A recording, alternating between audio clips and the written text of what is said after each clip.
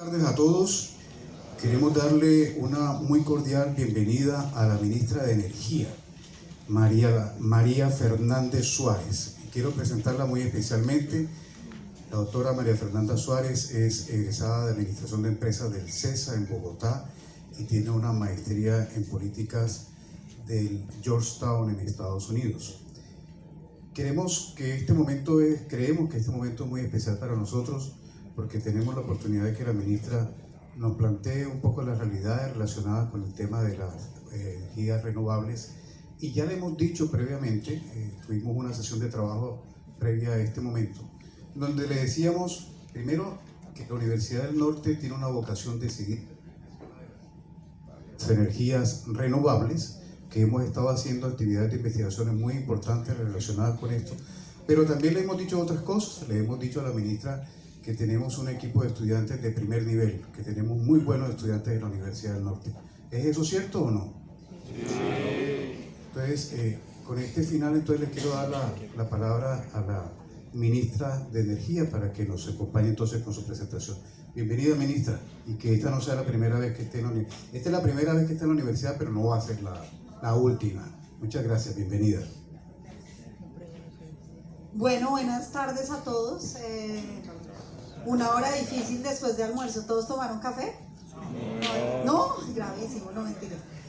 Bueno, no, de verdad que muy contenta de estar acá en la Universidad del Norte. Es la primera vez que estoy en la Universidad del Norte, pero solo he tenido sorpresas muy buenas sobre la calidad de los estudiantes, del equipo de profesores, del equipo directivo, de las instalaciones.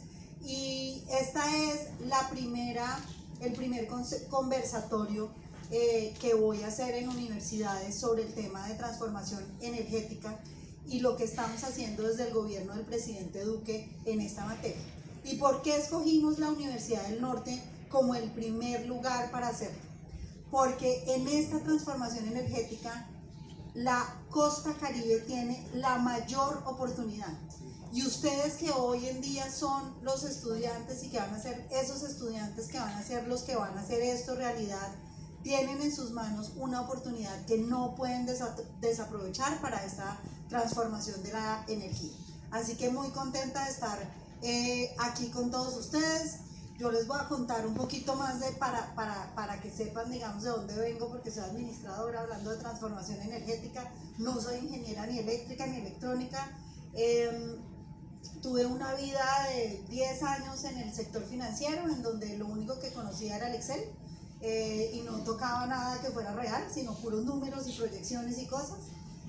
Después estuve en el sector, pues era banquera. Después pasé por el Ministerio de Hacienda como directora de Crédito Público y del Tesoro Nacional. Después hice mi maestría en Georgetown en Washington. Y en los últimos 3 años, antes de llegar al Ministerio de Minas y Energía, era la vicepresidenta de Estrategia y Finanzas de Ecopetrol, que fue realmente el primer momento en donde tenía que tocar cosas de la vida real y lo que el trabajo hacía se volvía cosas y no solamente números. Y durante todo ese proceso, pues vi lo fascinante que es el mundo de la energía, y el mundo de la energía entendido de manera amplia, como desde los combustibles fósiles y desde el petróleo, gas, hasta la energía. Es uno de esos lugares, digamos, del mundo en donde confluyen absolutamente todas las profesiones, en donde hay un juego en la geopolítica mundial que es muy importante, y en donde cuando uno habla de la transformación de la energía, no solamente, o la transformación energética, no solamente se está refiriendo a lo que va a pasar desde el puro punto de vista técnico, sino también eso cómo va a transformar el mundo, desde la geopolítica y los conflictos que ha habido alrededor de la energía durante la historia de la humanidad, hasta pues los efectos que tenemos sobre el cambio climático y sobre el futuro. Transformación energética eficiente, confiable y sostenible. Y esto es un poco lo que nosotros vamos a hacer, y lo que es nuestro plan durante estos 4 años, y sobre todo nuestra visión, y en donde lo que esperamos es recoger lo que quieren estas futuras generaciones de lo que necesita Colombia para estar a la altura de todo lo que está ocurriendo en el mundo. Espérense porque no me pasa el slide. No funciona.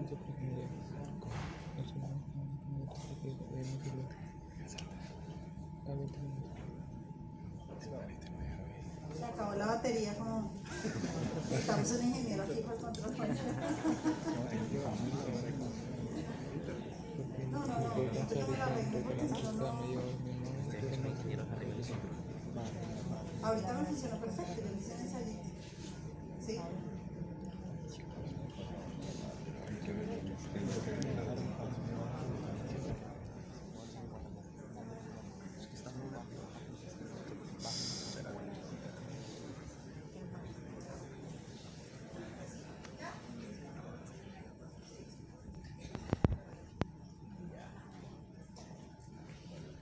Bueno, lo primero que les quiero decir en este tema es que nosotros tenemos una visión que armonice el desarrollo del territorio, el desarrollo ambiental y el progreso de Colombia.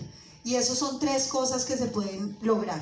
Muchas veces oímos que uno tiene que escoger como entre desarrollo o medio ambiente. La visión que nosotros tenemos es que el medio ambiente es fundamental, que el desarrollo de las comunidades es importante y que para el progreso de las comunidades y del medio ambiente el desarrollo y la energía son fundamentales y que tenemos que asegurar que se armonizan esos tres ejes.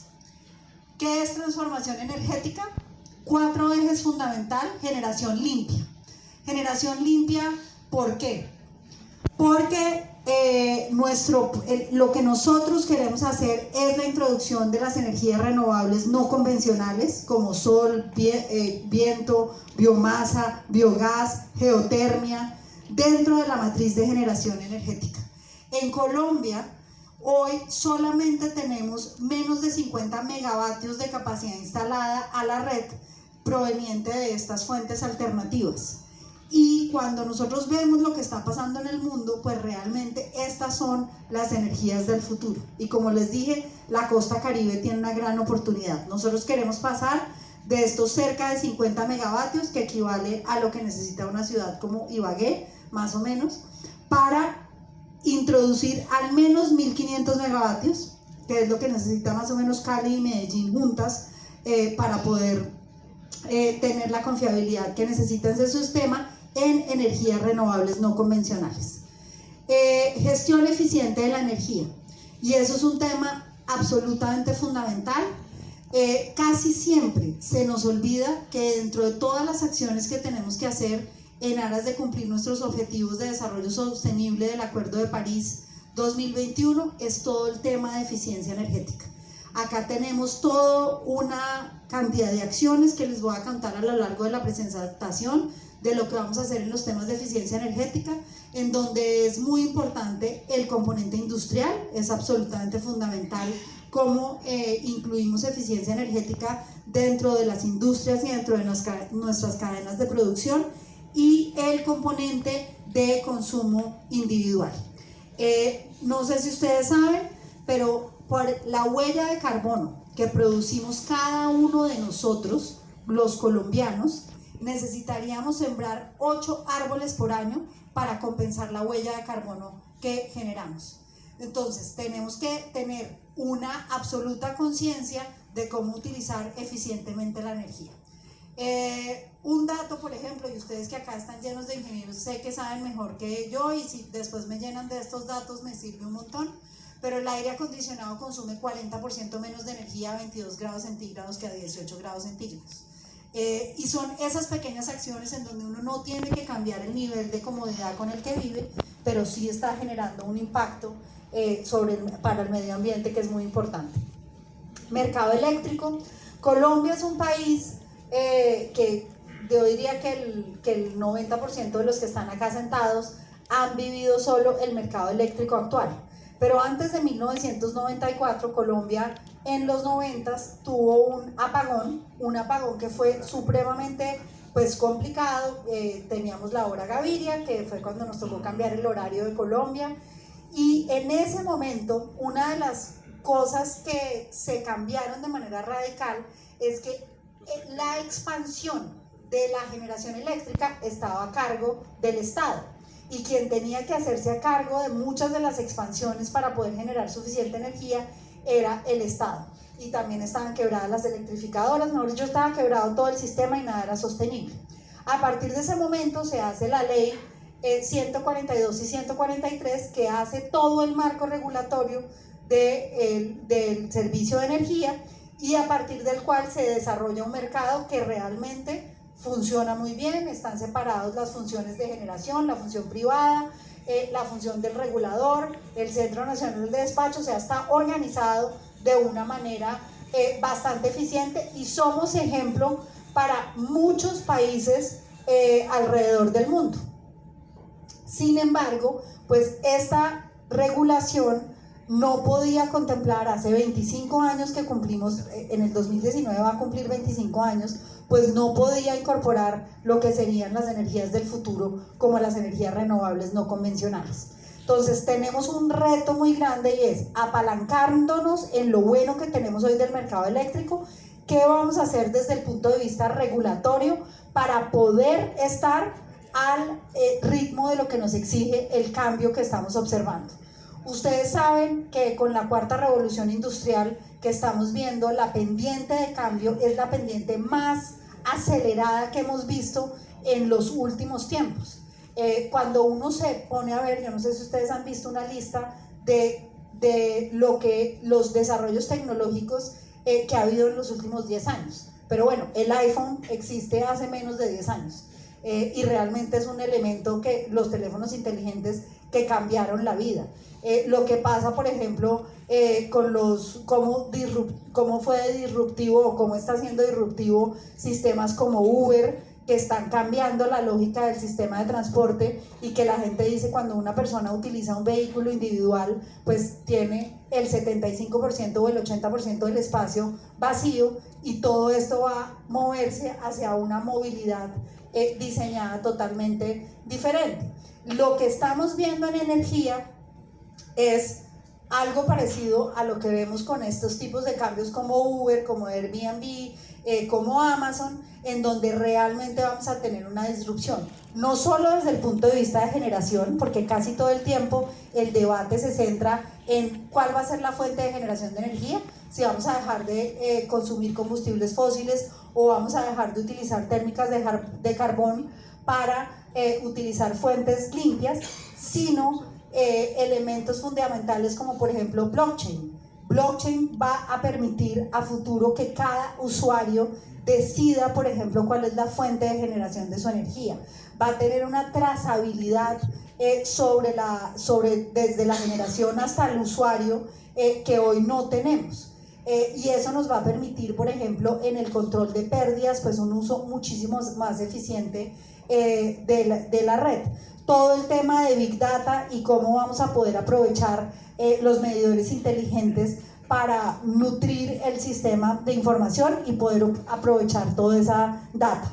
Entonces, cuando nosotros tenemos el mercado eléctrico, al final lo que tenemos es cómo Colombia ha sido muy exitosa estos 25 años en su mercado eléctrico, pero lo que nos hizo exitosos hasta ahora no es lo que nos va a hacer exitosos para los próximos 25 años. Y estamos seguros que lo que tenemos que poner al mercado eléctrico colombiano es toda la capacidad de innovación y que esté al día en las tendencias del mundo. Un reto cuando uno tiene como regulador, y es que como regulador uno tiene que ser innovador pero predecible, y esa es una de las combinaciones más retadoras que hay, porque cuando uno está innovando típicamente es porque uno está cambiando permanentemente, pero el mercado lo que quiere es que realmente uno sea predecible hacia dónde va la regulación del sector eléctrico.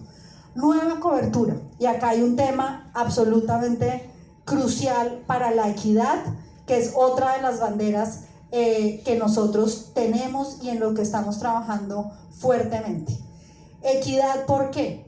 Hoy todavía hay 500.000 familias en Colombia que no tienen servicio de energía eléctrica.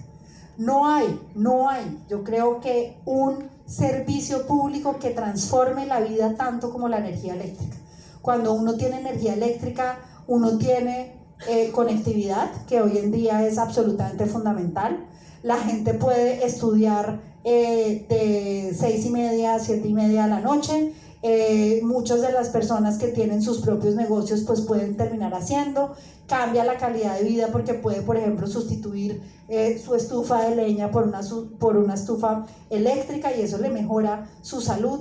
Entonces realmente es un elemento absolutamente transformador, y 2 millones de colombianos hoy todavía no tienen ese servicio. Pues si tomamos que cada familia tiene 4 personas en promedio, porque son 500.000 familias. En los últimos cuatrenios, el promedio de cobertura que hemos avanzado cada cuatrenio es cerca de 50.000 a 60.000 hogares, y lo que nos hemos puesto en el Plan Nacional de Desarrollo, que de hecho se radica mañana, es que en este cuatrenio vamos a hacer 100.000 hogares. ¿Y por qué vamos a ser capaces de hacer casi el doble de lo que se hacía en otros cuatrenios? Porque la tecnología y las soluciones individuales nos van a traer esa posibilidad de ser disruptivos en cómo llevar esa energía a esas familias que hoy no tienen, que son siempre familias que están alejadas, porque el modelo tradicional pues siempre ha sido extendiendo la red, y la red es uno de esos elementos que tiene un gran reto a futuro.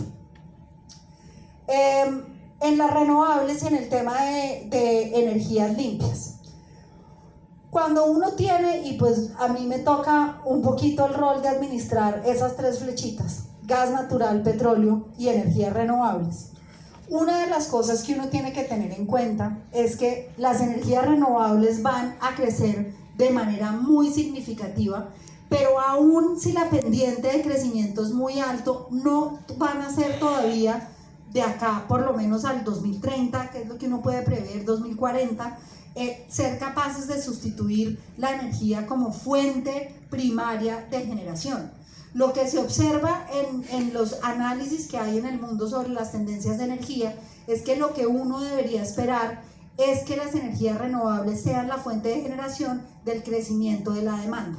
Digamos que la energía actual, que es la base, se mantenga un poco con las fuentes convencionales de energía o con las fuentes actuales, y que el crecimiento de la demanda venga de fuentes renovables, no de fuentes renovables, porque realmente ahí en renovables incluye hídrica, y de gas. Y no se nos puede olvidar gas, porque gas es un combustible en la transición muy importante, porque gas es un combustible más limpio, mejora la calidad del aire, energéticamente es eficiente, y tiene un rol muy importante dentro de esta transición energética. Todos quisiéramos que renovables pudiera tener una pendiente más acelerada. Uno de los retos, y lo saben ustedes muy bien, es el tema de almacenamiento. Todavía el tema de almacenamiento desde el punto de vista de costo, de eficiencia, de capacidad de almacenamiento no ha llegado al punto de eficiencia que necesitamos. ¿Y por qué la gente utiliza combustibles fósiles? Pues porque es la manera más eficiente de tener una energía condensada al costo que lo produce el combustible fósil. El primer paso de la transición. Entonces, nosotros tenemos 67%, entre 67 y 70% de nuestra generación viene de energía hídrica. Esa energía hídrica pues lo tenemos en todas nuestras hidroeléctricas, y ahí tenemos una cosa de la cual sentirnos orgullosos, y es que Colombia tiene la 6ª matriz de generación más limpia del mundo, debido a la participación que tenemos en las fuentes hídricas. Pero tenemos un reto muy grande, porque la gran mayoría de esa generación hídrica está concentrada en una sola cuenca, que es en la cuenca Cauca-Magdalena. Y al tener concentración de los recursos hídricos en esa cuenca, somos uno de los 20 países más vulnerables al cambio climático y a la variabilidad climática. Entonces, en momentos como el 2019, en donde estamos observando un fenómeno de variabilidad climática que posiblemente se convierta en un fenómeno del Niño, somos muy vulnerables, estamos empezando a ver cómo se nos caen nuestros aportes hídricos y cómo eso nos reduce nuestra confiabilidad. Pero la gran oportunidad es que la hidráulica es la mejor batería que hay en el mundo. Entonces, nosotros al tener esa situación de tener actualmente el 70% de la generación hídrica, tenemos la mejor oportunidad de complementar nuestra matriz y diversificarla con solar y eólica, para poner un ejemplo. Hoy solamente tenemos 2.5% de las fuentes de energía no convencionales en estas fuentes alternativas. Como ustedes saben, pues el gran reto de estas energías es la variabilidad. Es la variabilidad porque el viento no es constante y porque el sol solamente funciona, pues solamente produce energía de día, pero cuando uno complementa la matriz con hidráulica, solar y eólica, esto le genera un sistema que es resiliente, eficiente y pues que nos permite crecer en energías alternativas sin poner en riesgo la confiabilidad del sistema. Tiene unos retos muy importantes desde el punto de vista de cómo se maneja la red, y sé que esos son parte de los retos que ustedes están discutiendo acá en las facultades de ingeniería y en los programas de energía, y es, por supuesto, la red no funciona igual cuando uno tiene un sistema diseñado basado en plantas que están 24% disponibles, que uno siempre las puede poner a despachar, a una red que depende de la intermitencia de los recursos naturales, que trae unos retos diferentes y para los cuales tenemos que estar preparados. Desde el punto de vista de cobertura, como les dije, nosotros tenemos un índice de cobertura de 97%, eso es digamos como lo tramposo de los porcentajes. 97% suena muy bien cuando uno piensa que son 2 millones de colombianos que no tienen luz. A uno le parece inadmisible ese 3% restante, y por eso para nuestro tema de equidad ese tema es fundamental. Aquí ya les dije ¿qué es importante en los temas de cambio climático? Les contaba que Colombia es uno de los 20 países más vulnerables a la variabilidad climática, y lo más desafiante para nosotros es que Colombia produce solo el 0.5% del total de las emisiones que se producen en el mundo. Entonces, nosotros podríamos decidir que se acabaron los carros y que todos nos vamos al trabajo y a la universidad y a todo en bicicleta. Podríamos acabar con la industria del petróleo y gas, podríamos acabar con la agricultura, y aún así no ganaríamos la batalla contra el cambio climático, porque como todos ustedes saben, eso es un esfuerzo mundial. Eso no quiere decir que nosotros no debemos hacer lo propio, pero debemos concientizarnos que somos uno de los cuales, para nosotros es muy importante que el mundo esté unido en asegurar que vamos a reducir el número de emisiones de carbono para evitar el calentamiento global.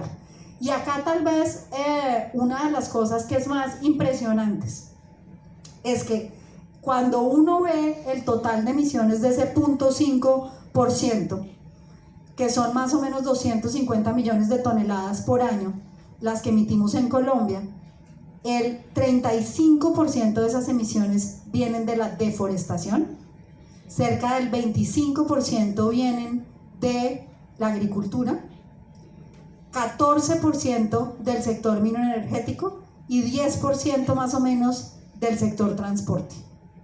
Pero lo que es impresionante es que cuando uno ve cómo se estigmatiza el sector minero energético o el sector transporte, pues nunca piensa que casi el 50% de las emisiones o más del 50% de las emisiones son producto de la deforestación y de la agricultura.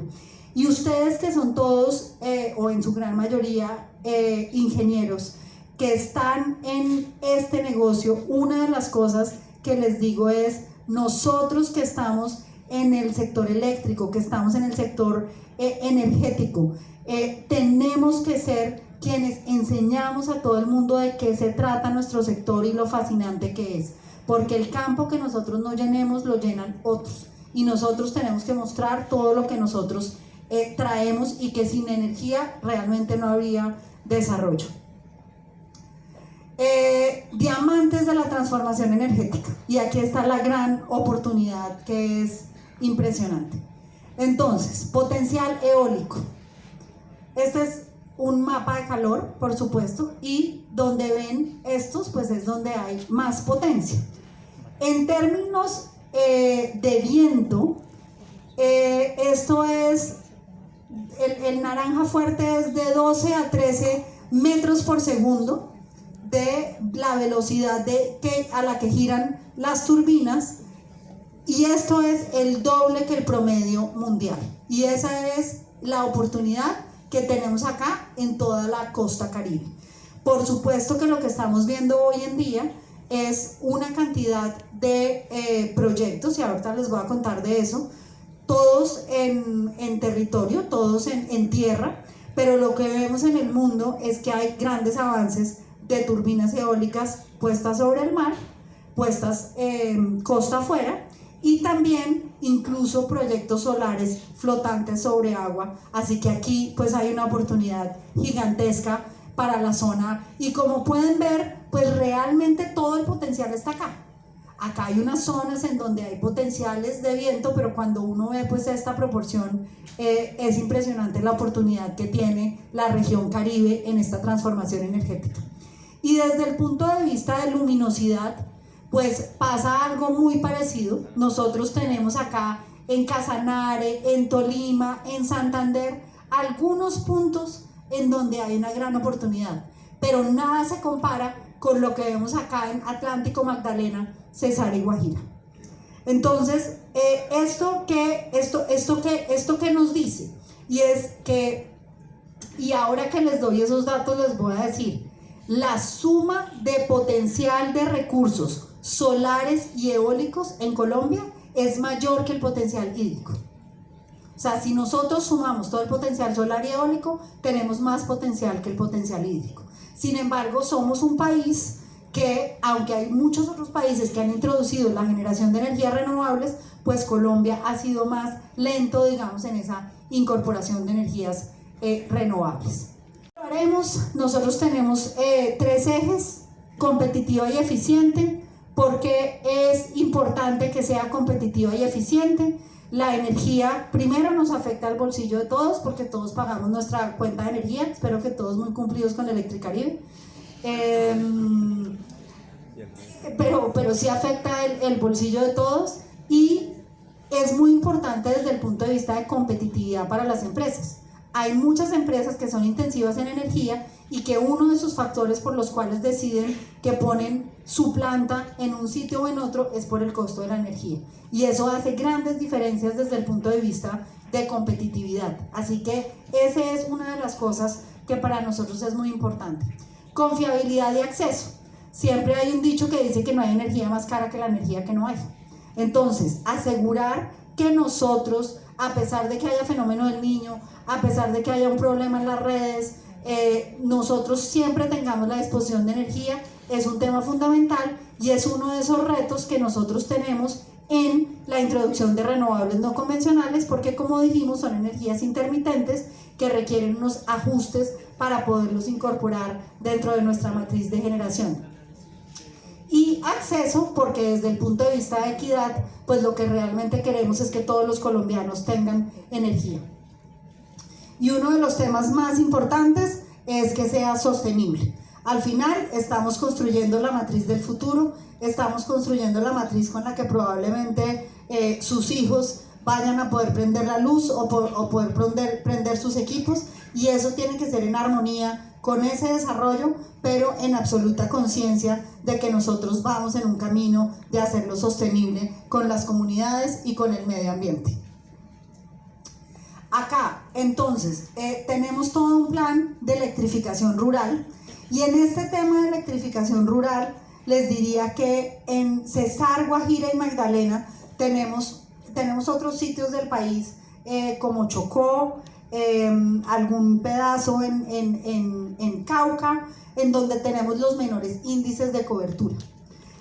¿Y por qué quiero que todos vean la gran oportunidad que hay acá? Porque cuando vemos lo que está pasando, por ejemplo, en India y en África, ha habido muchísimos modelos de jóvenes emprendedores que han hecho soluciones de energía individual solar. Ya estamos viendo algunos modelos que se están aplicando en La Guajira, en donde ponen unos paneles solares, instalan un sistema de medición inteligente, ese medidor inteligente lo conectan al celular de las personas y las personas tienen un sistema de prepago. Pero en África y en India se ha generado una gran revolución alrededor de las energías renovables y de las soluciones individuales. Y ustedes que tienen este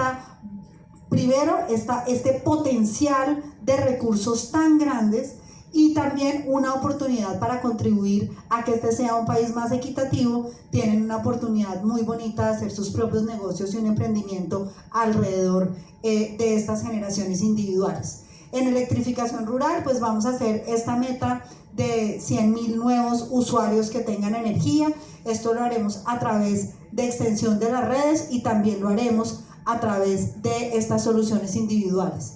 Interconexión regional, porque otra de las cosas que está en discusión en el mundo es que todos los países hemos diseñado nuestros sistemas de energía y nuestros mercados eléctricos basados en la geografía política y no en la geografía de los recursos naturales, o sea, en las fronteras políticas que nos dividen.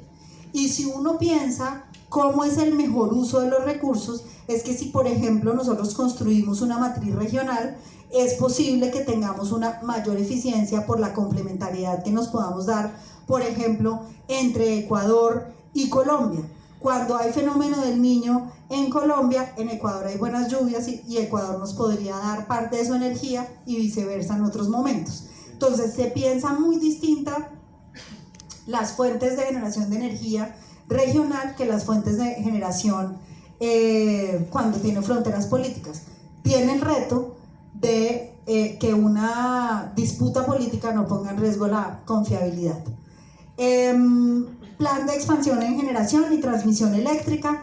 Acá solamente hacerles un comentario, y es que Colombia ha tenido un sistema de expansión que, como les dije, desde el 94 ha sido supremamente exitoso, y lo que nosotros hacemos es que cada vez se hace una planeación a 4 años y cada vez que se ve que necesitamos más energía, sacamos una subasta para comprar esas nuevas fuentes de energía. El 28 de febrero vamos a tener una de esas subastas tradicionales que se llaman subastas de cargo por confiabilidad, en donde, por ejemplo, las térmicas, las hidráulicas van y dicen: mire, yo le entrego este proyecto en el 2022 y por los próximos 20 años págueme tanta plata fija por año, que así yo me comprometo a hacer la planta. Y ese ha sido el modelo tradicional de expansión y seguirá siendo. O sea, no hay que perder de vista que todas las energías renovables las estamos introduciendo y que en la medida en que sean exitosas, pues vamos a poder acelerar esa transición.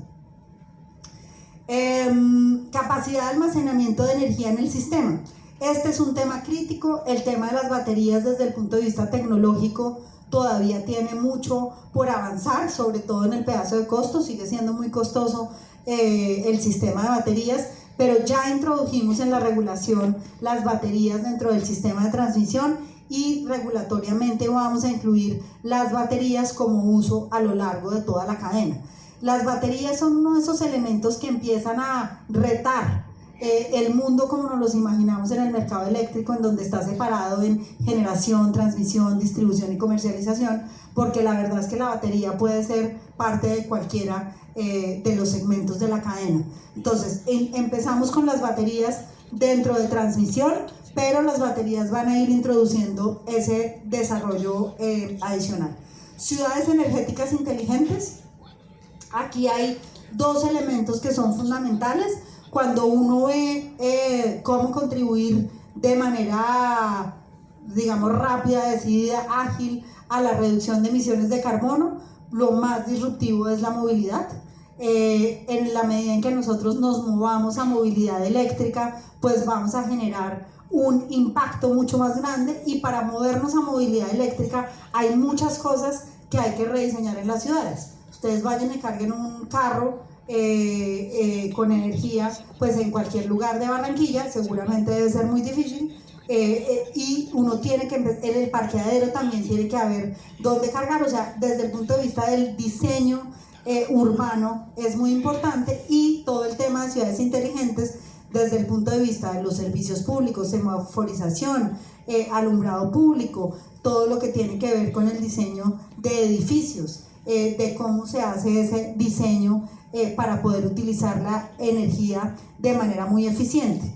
Y ahí es en donde hay uno de los grandes potenciales de eficiencia energética.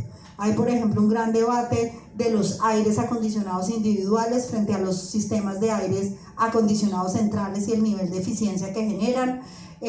Bueno, todo, digamos, un detalle en los temas de eficiencia energética que son absolutamente trascendentales. Y autogeneración en zonas no interconectadas, y yo diría que en zonas no interconectadas y autogeneración en general. Uno de los retos que tenemos es, y yo me imagino que eso es parte de lo que ustedes hacen como estudiantes y como profesores, es que es muy posible que todo lo que estén aprendiendo hoy en día vaya a ser totalmente diferente cuando lo apliquen. Y por eso lo más importante es la capacidad de aprender. ¿Por qué? Porque nosotros hace 5 años era difícil imaginarnos que el mundo iba hacia un lugar en donde el sistema energético no estuviera pensado vía un sistema de redes y de macro redes como son los sistemas de transmisión. Y realmente nos estamos moviendo hacia generación distribuida, hacia microredes y hacia buscar diferentes formas como va a funcionar, y eso probablemente genere una disrupción en el mundo como nos imaginamos, porque además hay una cantidad de activos existentes en donde el rol de cómo vayamos haciendo ese cambio va a tener un impacto gigantesco sobre la equidad. Les voy a poner un ejemplo. Suponga, la autogeneración hoy en día es una realidad. Y estoy viendo, por ejemplo, el aeropuerto El Dorado de Bogotá. El aeropuerto El Dorado de Bogotá va a generar el 30% de su energía con paneles solares. En el sector eléctrico, el sector comercio y el estrato 5 y 6 paga una sobretasa del 20% en la tarifa de energía para subsidiar el estrato 1 y 2. Y esos comerciantes y ese estrato 5 y 6 son los que tienen mayor capacidad de generar autogeneración.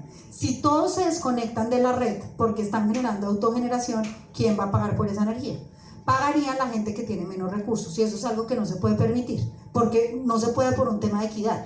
Pero al mismo tiempo tenemos que generar suficiente innovación, porque el mundo va hacia un esquema de generación distribuida y de autogeneración que tenemos que ser capaces de adecuar. Y esos son los retos de política pública por la que a todos los invito a ser parte del sector público, porque es muy difícil pero fascinante. Competitividad y eficiencia. Yo acá diría que he dicho casi todo. En términos de competitividad, un tema tal vez en el que tengo que hacer más énfasis es en el tema de transparencia en los precios. Hay un mercado eléctrico en donde tenemos un precio de bolsa diario, pero el porcentaje de transacciones sobre el total de energía que se consume es muy bajito, y la gran mayoría de contratos que se hacen son contratos que son bilaterales, o sea, entre el generador y el distribuidor, y pues ese costo se lo pasan a los usuarios de la red, o sea que lo pagamos todos nosotros. Y lo que nosotros queremos es que haya cada vez un sistema más en donde haya una formación eficiente y transparente de los precios. Para eso tenemos la gran ventaja de poner toda la tecnología al servicio de ese mercado. Entonces ese es otro tema en el que vamos a trabajar. Como les dije, en los temas de eficiencia energética tenemos varias aristas en las que vamos a trabajar. Desde el punto de vista de la industria, yo diría que 3 ejes fundamentales: lo que vamos a hacer con industria, lo que vamos a hacer con entidades gubernamentales y lo que vamos a hacer a nivel de los usuarios. Incentivar subastas de largo plazo, y nosotros acabamos de diseñar una subasta que es la que nos va a permitir la introducción a escala de las energías renovables no convencionales.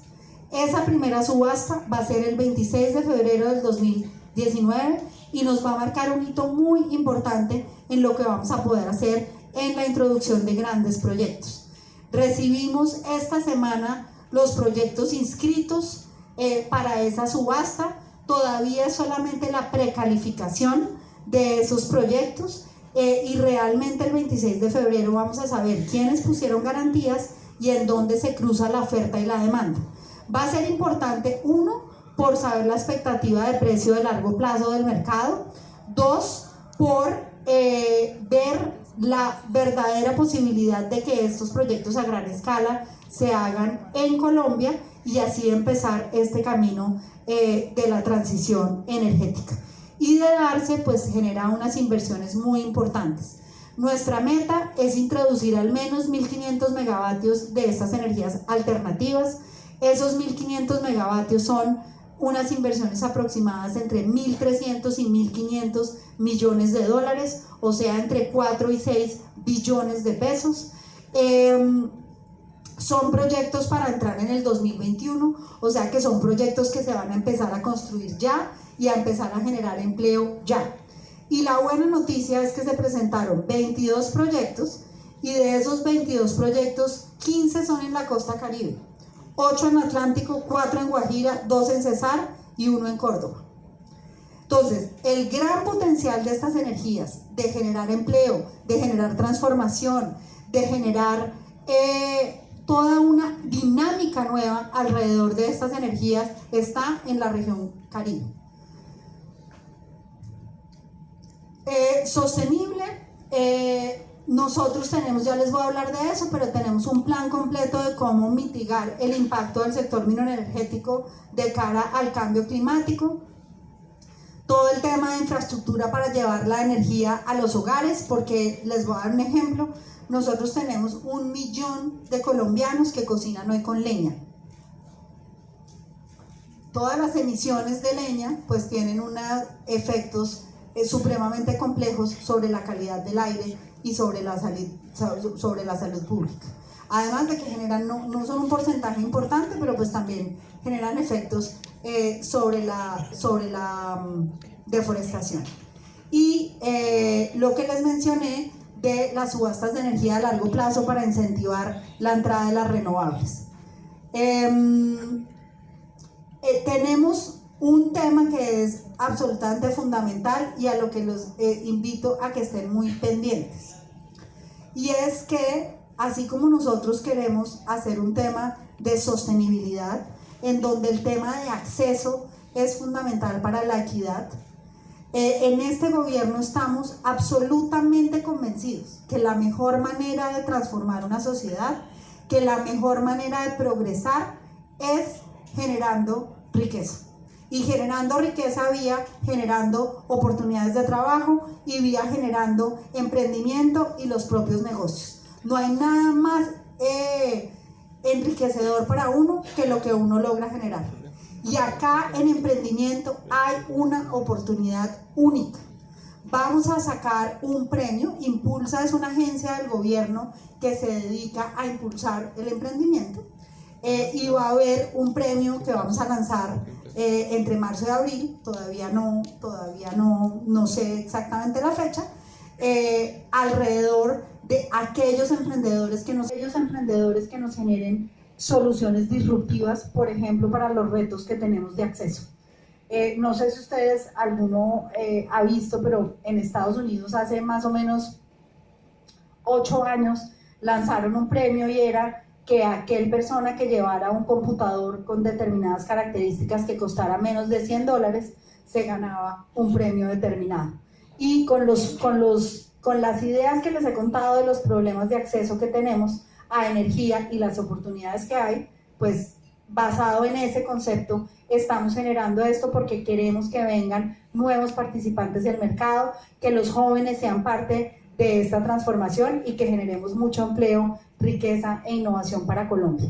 Tenemos un premio de eficiencia energética y tenemos un premio alrededor de todos los temas de desarrollo de gas natural. En eficiencia energética es un premio que tenemos con Andesco, en donde también estamos buscando innovación y nuevas formas de hacer mecanismos de eficiencia energética. Esto puede ser tanto en innovación tecnológica, de regulación o de comunicación, que es un tema muy importante desde el punto de vista de la eficiencia. Y en gas natural también tenemos problemas, digamos, determinados que necesitamos solucionar. ¿Y por qué esto es importante, sobre todo de cara a estar hoy en la Universidad del Norte? Porque yo creo que muchas de las soluciones están acá.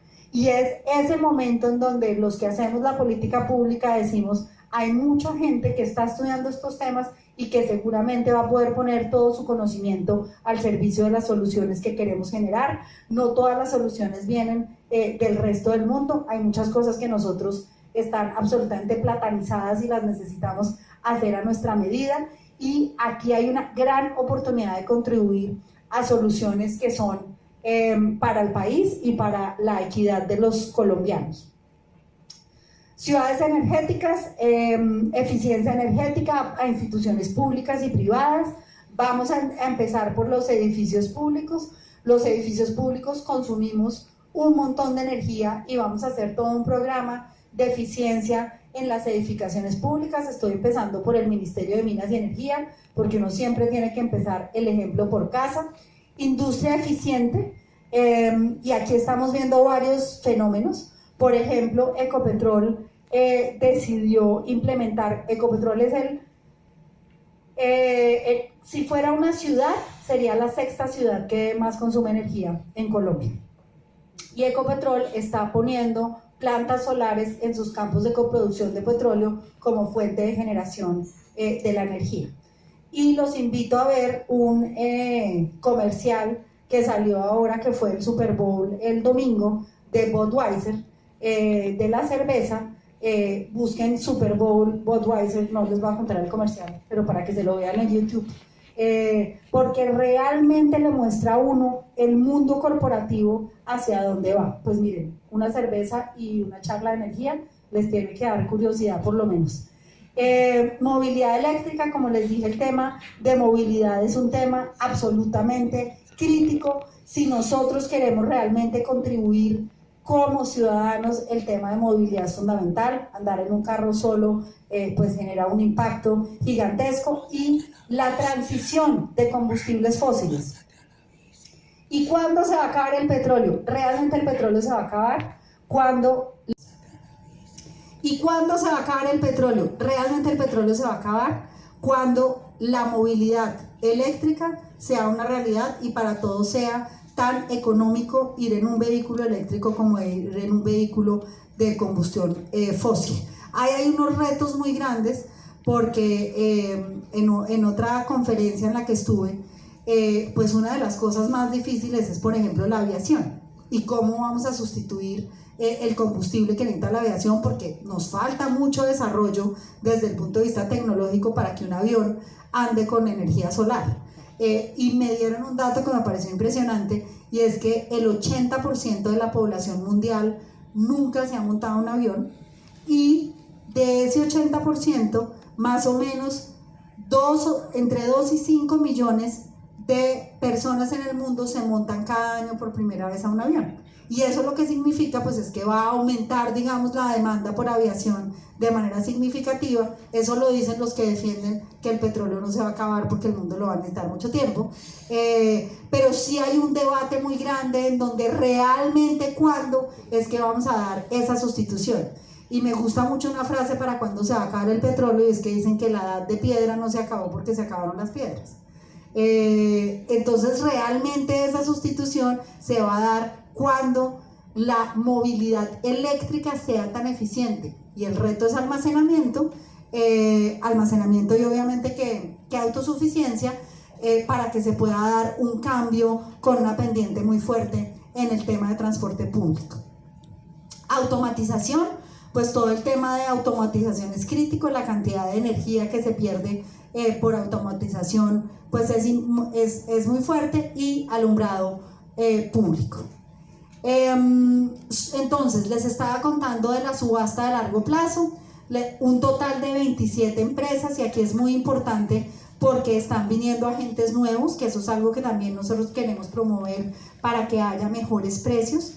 Esta subasta va a ser el 26 de febrero. Este resultado de los proyectos que se inscribieron es solo el primer paso.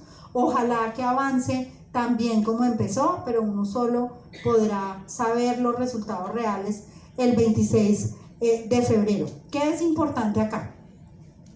El 2018 fue un año trascendental para la transición energética. ¿Por qué? Porque en muchos países del mundo, por primera vez, proyectos de generación alternativa ofrecieron costos por debajo de la generación tradicional. Típicamente, antes del 2018, uno de los mayores retos que tenía esto es igual al carro eléctrico, es que decían, no, pues espectacular la eólica, solar, pero además de que es intermitente, además de que nos genera unos problemas en la red, además de todo eso, es carísimo. Pero en el 2018 eso cambió y uno ve en países como México, en países como India, China, que ofrecieron energía a un costo inferior a las fuentes convencionales de generación de energía. Vamos a ver qué pasa en Colombia, no se pierdan el 26 de febrero y esperemos que nos vaya muy bien para poder acelerar la transición. Plan integral de gestión del cambio climático. Yo acá y en este auditorio joven de universitarios, de profesores, para mí el mensaje más importante es: uno tiene que ser equilibrado en el desarrollo. Cuando uno oye los discursos sobre cambio climático, mucho de lo que oye es como unos extremos que uno se queda absolutamente perplejo. Yo soy mamá, tengo 2 hijos, tengo una hija de 13 años, otro hijo de 12 años, y no quiero, y por ser la ministra de Minas y Energía y producir petróleo, no quiero que se acabe el mundo, pero tampoco creo en ese mundo en que las cosas son blanco o negro, entonces que tenemos que nosotros simplemente satanizar nuestras fuentes de energía. Colombia es un país rico en recursos naturales, es un país rico en petróleo, tenemos unos retos en gas importantes porque se nos está acabando el gas. Eso es algo que estamos trabajando en particular porque para la costa Caribe tiene una implicación significativa, porque la costa Caribe ha vivido pues casi todo el tiempo del desarrollo del gas de ballenas en Guajira, y ese campo está declinando de manera importante y necesitamos encontrar fuentes sustitutivas de gas para todo el gas con el que ustedes prenden las estufas en sus casas. Entonces, ¿qué es lo que está el Plan Integral de Cambio Climático? El sector mineroenergético fuimos el primer sector de todos los sectores en que lanzó un plan integral, y es decir, nosotros tenemos que saber que tenemos un impacto de huella de carbono, que dentro de todas las emisiones que hace Colombia somos el tercer sector que más huella emite, porque participamos con cerca del 14% de las emisiones del país, y para eso tenemos un compromiso de cumplir con los objetivos de desarrollo sostenible de cara al 2030, e hicimos un plan absolutamente detallado de qué va a hacer el sector minero, qué va a hacer el sector petrolero, qué vamos a hacer en el tema de eficiencia energética y qué vamos a hacer en el tema de fuentes renovables para poder cumplir con esos compromisos. Pero el mensaje es: no hay tal como que uno tiene que escoger, uno puede hacer las cosas de manera armónica y balanceada. Por último, decirles que en todo este camino de transición, en donde el mundo realmente se está repensando casi todo, por eso se llama la cuarta revolución industrial, porque viene inteligencia artificial, viene todo el tema de robotización, big data, blockchain, que no sé si saben, pero Colombia fue escogido por el Foro Económico Mundial como el país aliado del Foro Económico Mundial para desarrollar el centro de la cuarta revolución industrial, así que eso va a pasar durante este año.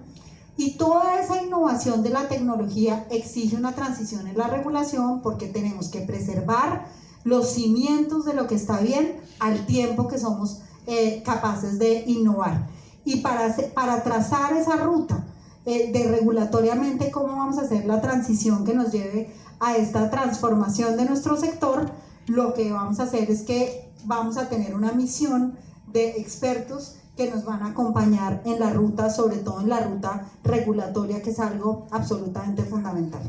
Y con eso quería terminar, solo con decirles que muchas gracias a todos por su tiempo. De verdad que este es un sector fascinante, lo que hay es oportunidades. Estamos comprometidos en este gobierno con una energía limpia, con introducir la tecnología, con introducir las fuentes renovables no convencionales, y la región Caribe tiene una oportunidad que cada uno de ustedes puede capitalizar y aprovechar. Mil gracias.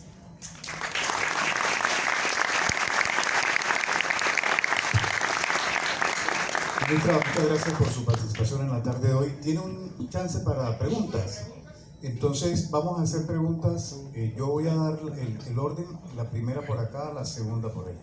Adelante.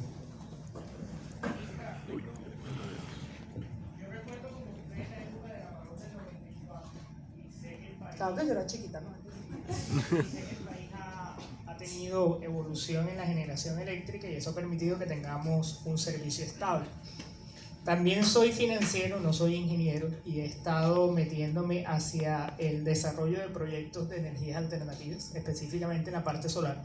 Por ejemplo, en el departamento del Atlántico se está presentando una situación y es: uno consigue los lotes para poder desarrollar un proyecto de energía solar, pero no tiene acceso al punto de conexión. ¿Por qué no tiene acceso al punto de conexión? Porque las subestaciones no tienen capacidad para recibirle la energía.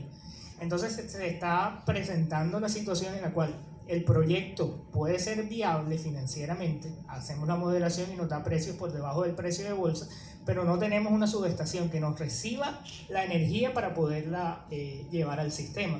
Sinceramente no sé si los proyectos que se presentaron en el Atlántico ya tienen el punto de conexión o no lo tienen, y para nosotros ha sido difícil tener ese acceso al punto de conexión. Históricamente la costa ha sido una región que no ha sido generadora de energía, sino que ha sido demandante de energía. Y creo que a nivel del sistema de transmisión nacional habría que tomar acciones para que la costa se pueda interconectar no hacia la demanda de energía, sino hacia poder colocar esa energía que se genere en el sistema. Entonces no sé si de pronto también ha visto algunas opciones para poder flexibilizar los requisitos que le piden a uno para tener un proyecto ya listo para construir y tener las plantas en funcionamiento para poder ayudar a contribuir a la meta de los 2 gigas generados. Bueno, muy bien, pues muchas preguntas. Entonces voy a empezar por los puntos de conexión. Entonces lo primero es decir que efectivamente tenemos un reto en el tema de los puntos de conexión, porque como está diseñada la regulación en Colombia, hay un tema que se llama primero en el tiempo, primero en el derecho. Entonces, todo el que fue y reservó un punto de conexión puede llenar la red y después no hacer un proyecto. Y en la discusión que vamos a tener ahora en el plan de desarrollo va a ser uno de los temas que seguramente vamos a debatir. Una realidad y otro reto que nosotros tenemos es el tema de Electricaribe, porque hay muchas cosas que tienen que bajar al sistema de distribución local, y ahí también hemos tenido unos retos que tenemos que ver cómo resolver. Las dos buenas noticias: la primera, todos los proyectos que se presentaron para entrar en el 2021 tienen puntos de conexión aprobados.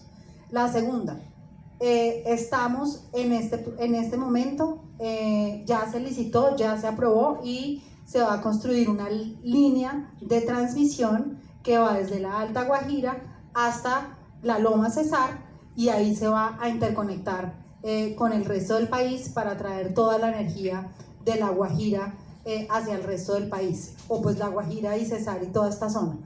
Esa línea se llama colectora, y una vez que veamos que existe la necesidad de generar más energía, pues parte de lo que se puede pasar en los planes de expansión, depende de lo que se nos vaya dando, es hacer una línea colectora 2, pero ya está ese trazado desde la Alta Guajira hasta la Loma. Me informan que hay un problema de tiempo con la ministra. Vamos a hacer esta pregunta, le agradecemos la mayor brevedad posible y ya porque ya tiene que retirarse. Muchas gracias. Ok, gracias. Muy buenas tardes, ministra. Mi nombre es Juan Carlos Nieto, yo soy ingeniero industrial, tengo una maestría en ambiental y especialista en renovables.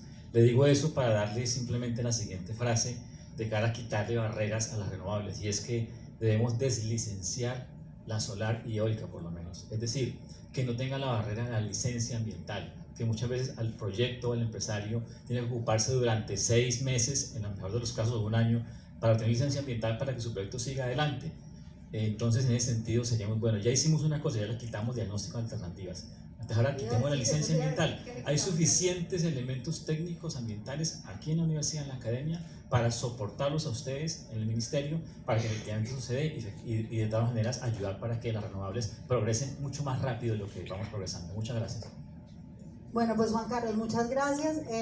Efectivamente en diciembre tomamos un paso muy importante, y es y esto tengo que decirlo, esto es competencia del Ministerio de Ambiente, no es mi competencia, y tomamos el paso de que eliminamos el estudio de alternativas, que creemos que es un paso que agiliza muchísimo. Hay todo un tema en el licenciamiento ambiental y es la necesidad de que haya armonía en los territorios. Y en muchos lugares a veces hay conflicto por el uso del suelo y cómo se va a utilizar. Entonces yo creo que eso es un tema que tenemos que balancear, pero lo llevaré esa inquietud al ministro de Ambiente. Ministra, muchas gracias por haber estado con nosotros esta tarde aquí en la universidad. Yo lo decía al principio, es la primera vez de la ministra, pero estoy seguro que no la última. Entonces por aquí la tendremos otra vez y lo volveremos a invitar para seguir discutiendo estos temas. Muchas gracias. Bueno, muchas gracias. ¿Quedaron entusiasmados?